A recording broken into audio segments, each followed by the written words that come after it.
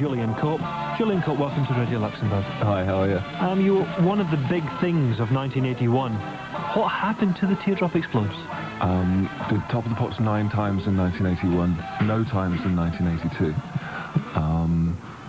My head was completely blown up, I think. Including, I think, the rest of the group, actually. Yeah, you went through quite a space trip, didn't you? Yeah, they were all members of the same Space Cadet Club. It's just that they never got to say anything in the interviews, so people didn't notice. I remember going to see Teardrop Explodes at the Edinburgh Playhouse, I think now 81, 82-ish, around about that time. Probably 81. And it was a well bizarre evening. I was freaking out at that point because there were all the little girls at the front who just arrived, and then there were all the Long Mac Brigade all kind of hanging out at the back going, is this cool or not? Kilimanjaro was the album, the first album. It wasn't the original title, was it? No, it's originally going to be called Everybody Wants to Shag the Teardrop Explodes. The reason we changed that was because we signed to Phonogram. See, the first album, there was actually an album done. Bill Drummond's got a copy, and Tim Whitaker, who used to play with the Bunnymen, did the sleeve. So there was one sleeve, and I bet Bill's got it actually.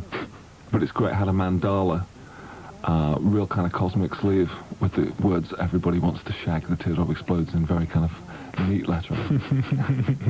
An executive decision was made to change that, was it? Well, it wasn't my decision, I still wanted to call it, yeah, they overrode me.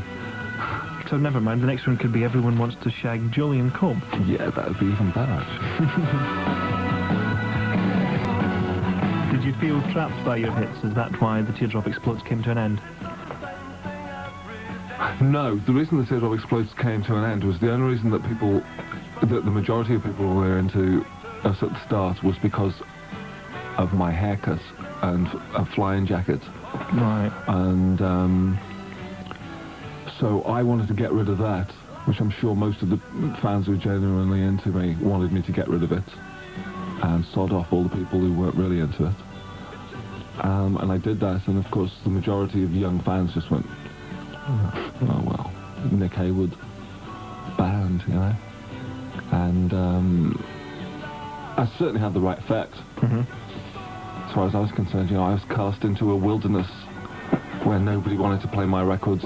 Clive Langer, when the Teardrops split up, said he wouldn't produce anything else by Julian Cope because when he produced the second Teardrops album, his skin turned grey.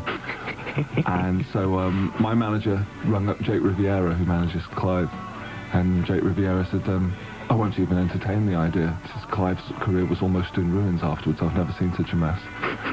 So, yeah, it's quite difficult. The only people I could get to play with me were people who hadn't done anything before. You know, people who were excited just to be making music. But it was good for me, really. You disappeared for quite some time before the hit single World Shut Your Mouth came out at the end of 86. What did you do between that time? Lived off the name? Yeah, lived off the name, you know, went to live in Tamworth in the Midlands and did 2 albums very cheaply. But surely Tamworth was not a hive of activity. It's surprising, actually. Were you able to do much hanging out up there? Yeah, it's quite a cool hang, to be perfectly honest. There's a lot of weird people there, you know, because it's so kind of, maybe it's very inbred, but all the weirdos hang out together. I found Donald, he's originally from Edinburgh, who was there as a 17-year-old. He was brilliant. You know, there weren't many people who were into Robbie Krieger's guitar when they're 17 in Tamworth. So asking him to play with me was great, because it's like I started seeing things through his eyes. So you start digging things, you know, almost by proxy, which is great. It's great teaching the 17-year-old, you know, the first Seeds album and the first Perubu album and the first Velvet Underground album. That's really good. So you said that you'd done a couple of albums while you were away? Yeah, I did. I suppose it's typical, you know, the Teardrops albums came out in 80 and 81. Then I had nothing to say really for a while. Then I did 2 albums in 84. And then nothing more till 87. But I'm just one of those people who doesn't really want to say anything if I've got nothing to say, you know. Well, you wanted to say World Shut Your Mouth in 86. Let's have a listen to that now. World Shut Your Mouth. That was Julian Cope, 1986. It was a big hit. What was it about? It was a loser's anthem. I always figured that I'd never write an anthem, but I did. But luckily it was a loser's anthem, so it's more cool. It was saying, it's what you say when you're at the end of your tether, I think. You know, you just rail against everything. It's the closest I've ever got to being political, I think. You know, I just figured that it was, it spoke for everybody. It's a very rude song, really. Figured it's almost like the way the government is now. They've got absolutely no concept of Britain as a country. They don't understand what Britain is. I think Margaret's actually doing a great job for what she's intending. It's just that she's governing the wrong country. She should have nothing to do with Britain. Britain's a really old culture. Yeah. And it's so crass the way she's trying to turn us into Little America, because American rule is based on it being a young culture. And as far as she's concerned, she's saying, you know, just shut your mouth. This is the way that it is. I understand. And she's becoming this. She's become this almost like Stalin figure. I think it's very, very, very evil.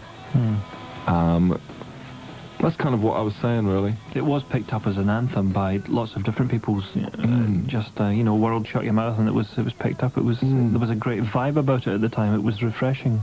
Yeah, well, it's because it's so snotty, and it's not just you shut your mouth and you shut your mouth. It's like world. It's everybody. It managed to be mildly offensive, which is quite good. Then came the album My Nation Underground, which featured the first single of it, Charlotte Anne. Charlatan is really like, it's like just like a play on the word charlatan, I guess. It's saying, it's basically to keep me in check. It's a song that I wrote to keep myself in check, because I think a lot of people or musicians, any kind of artist, complains about how he's treated, you know. But in actual fact, you've got to keep yourself in check as well. So a lot of the time, people will rush to sell out if they're not careful. You know, because they don't really know they want to be taken so seriously that they want to get there too quickly. And I figure you've got all the time in the world if you really care. You know, I've got another 20 years, it doesn't matter. And it's like saying, be careful to myself, because don't betray your art. It's easy to not betray your art when you're not under pressure, but when you're really under pressure, you've got to be careful to compromise not one jot. You know, that's what it's about, really. Charlatan. Julian's in the studio with me tonight. There's some tracks on the album, China Doll and I'm Not Losing Sleep, which is almost a jazzy feel to it, and Someone Like Me, which to my ears is a bit like The Teardrop Explodes. Are you experimenting? This is the closest album that I've done to the second Teardrops album, Wilder, which commercially was an abject failure. Which kind of doesn't really bother me, actually. Someone Like Me is a song that I didn't write, that I first performed in 1977 with in a group called Mystery Girls, which was Pete Burns on vocals, me on bass, Wiley on guitar. And it was like the blueprint for the Teardrops. Almost the Gang of Three again. Yeah. It was a complete blueprint for the Teardrop Explodes, because the brass, the ba-ba... When I played that song to Dave Balfe said, bloody hell, sounds great, you know, let's rip this off.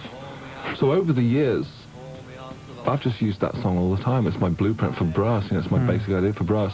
And then about a year ago, I heard it, I played it on an old tape and I heard this, and I thought, God, I've got to record this song now, because it's so much like my song. It could be, you know, it sounds like one of my songs. The other ones, I think, I'm Not Losing Sleep and China Doll they're kind of like Charlatan. I needed to be more sneaky on this album, because a lot of the songs are very down lyrically, and I think if you're going to write lyrically down songs, you've got to cloak them, you've got to be more insidious, and the melodies are very insidious, they're very pretty, and they're very apparently sweet and sugar-coated, which is good. It's just me being a sneaky sod, really. Someone Like Me from Julian Cope's album My Nation Underground. The current single is another cover version. This is originally done by the Vogues in whatever year it was. 65. Was it really? Where did you first hear that? God, well, I heard it first ages ago, and we were talking about doing that, or we've got to get out of this place. And Ron was a massive fan of the Vogues, because Ron's from the West Coast, and he was brought up with it and all this kind of stuff. I mean, he wanted the yodels off the original. So we tried that, it sounded rubbish. But the Vogue's version's also been used on the soundtrack to Good Morning Vietnam, which is a real coincidence. Well, that's a real coincidence. It also sounds a little bit like a cynical coincidence, because it came out like halfway through doing the album, and I was like, maybe we shouldn't do 5 O'Clock World now, because it sounds a bit crass doing it.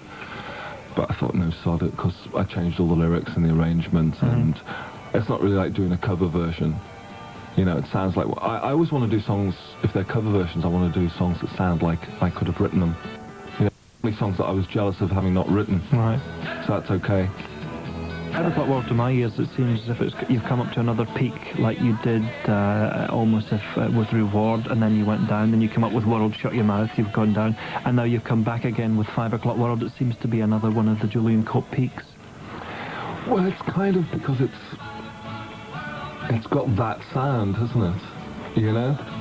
I mean, I wanted Charlotte Ann out as the first single because it didn't sound like that Shut Your Mouth song, as everybody called it. And that's really important to me, that people at least don't just perceive me as being this kind of rah-rah, you know, I hate everything kind of singer.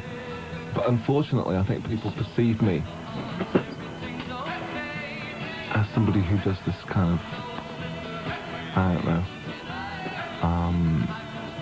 snotty white rock and roll is the best thing, you know?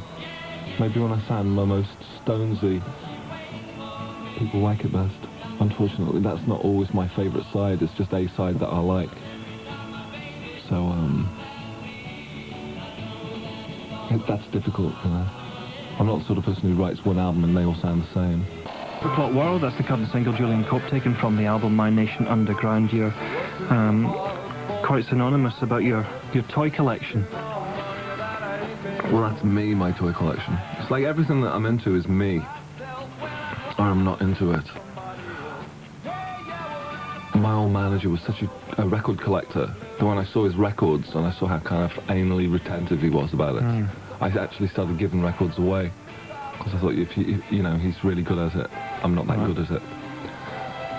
And I only want material things if I adore them. You know, material things are nothing if you just got them.